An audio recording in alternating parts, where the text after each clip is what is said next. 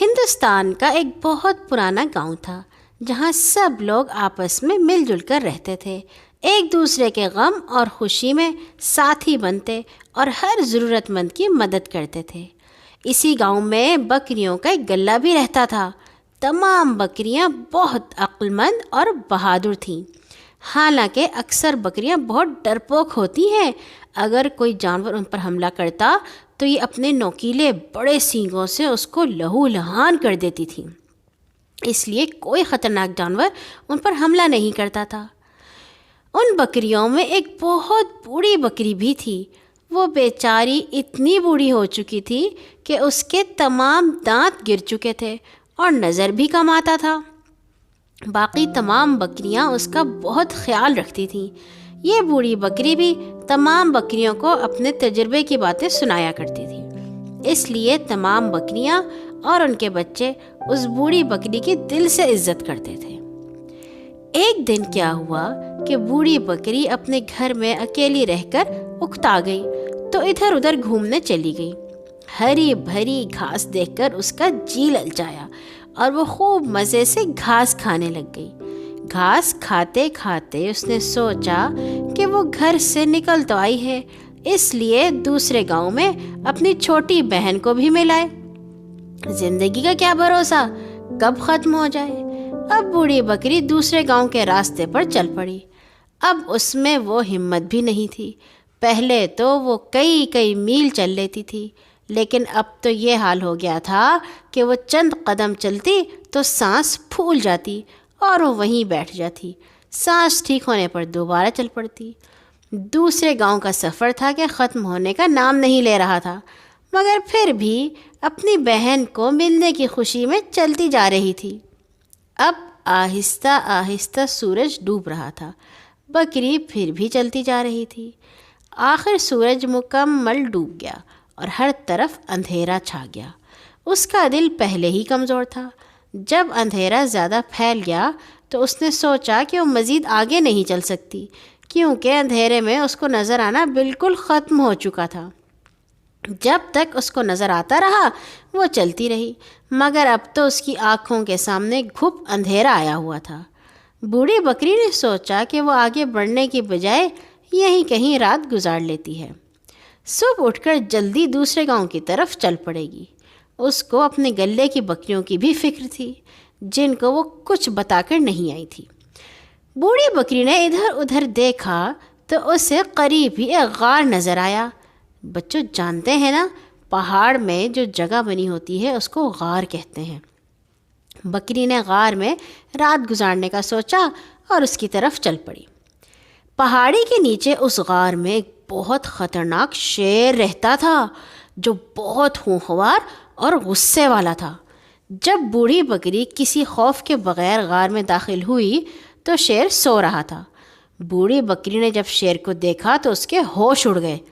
اتنی دیر میں شیر بھی کسی اور کی موجودگی کو محسوس کر کے فوراً جاگ گیا۔ اب بوڑھی بکری بری طرح پھنس گئی تھی۔ وہ نہ تو واپس بھاگ سکتی تھی، نہ ہی شیر کا مقابلہ کر سکتی تھی۔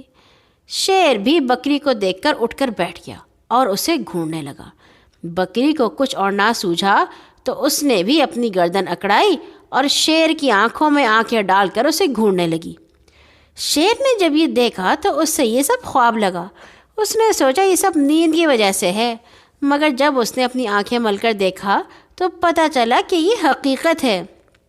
شیر دل میں سوچنے لگا کہ آج تک کسی جانور یا انسان میں اتنی ہمت نہیں ہوئی کہ وہ میرے غار میں ہی آ جائے۔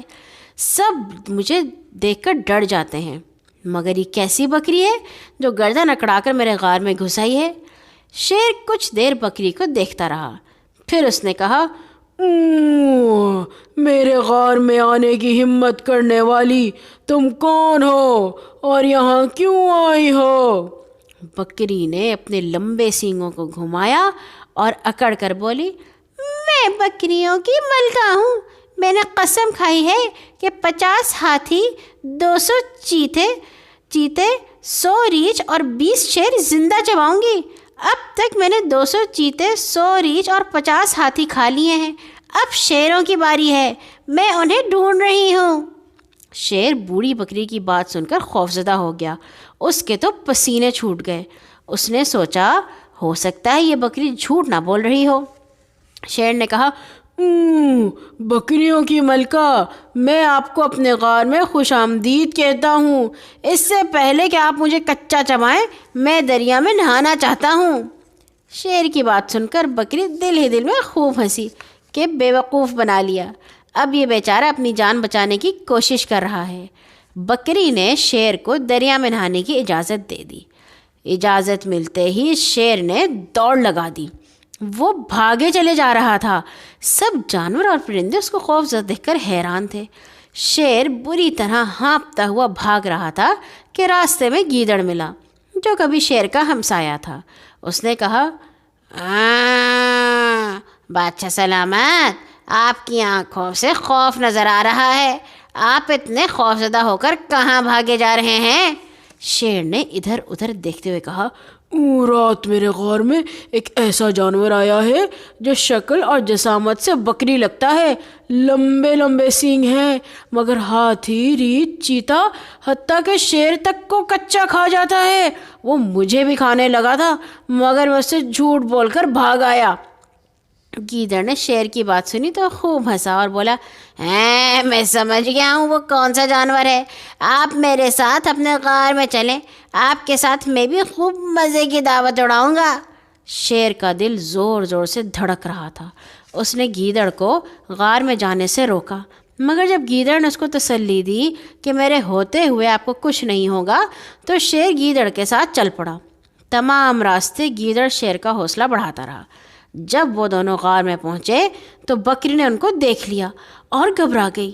اس نے سوچا کہ اب تو جان بچانا بہت مشکل ہو گیا ہے، مگر اس نے اپنے حواس بحال رکھے اور اکڑ کر بیٹھ گئی۔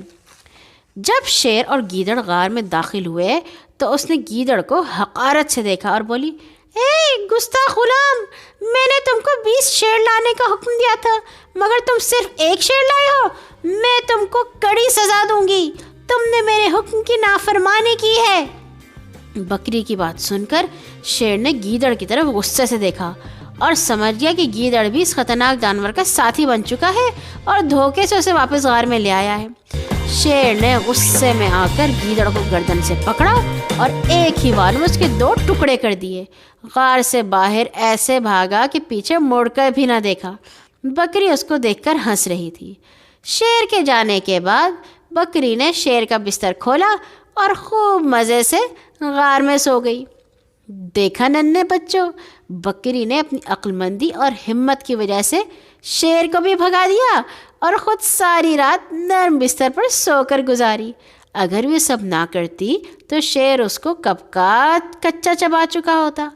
ادھر شیر اپنی کم ہمتی سے ساری رات جنگل میں ادھر ادھر گھومتا رہا اور ساری رات ہی گھوم پھر کر گزار دی۔